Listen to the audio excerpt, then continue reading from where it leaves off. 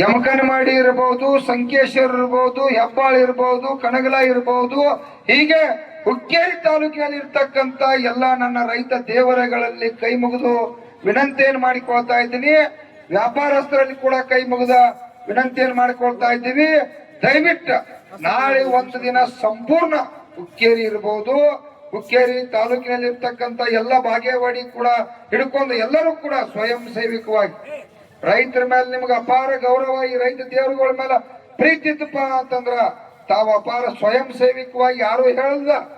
ತಾವೆಲ್ಲ ಹುಕ್ಕೇರಿ ತಾಲೂಕಿನ ಸಮಸ್ತ ಸಾರ್ವಜನಿಕರಲ್ಲಿ ಕೈ ಮುಗಿದು ವಿನಂತಿ ಮಾಡ್ತಾ ಇದ್ದೀವಿ. 60 ವರ್ಷಗಳಿಂದ ಶೋಷಣೆ ಆಗಿರ್ತಕ್ಕಂತ ನೀರಾವರಿ ಯೋಜನೆ ಜಾರಿ ಆಗ್ಬೇಕಾಗೈತಿ. ಸಾವಿರಾರು ಲಕ್ಷಾಂತರ ಕುಟುಂಬಗಳು ಇವತ್ತು ವನವಾಸ ಅನುಭವಿಸತ್ತವರು.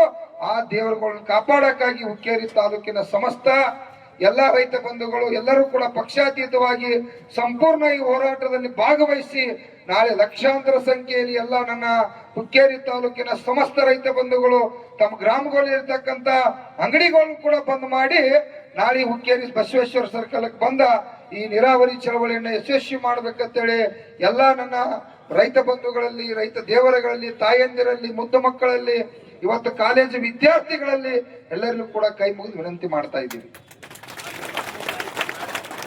ಎಲ್ಲರೂ ಕೂಡ ಕೈ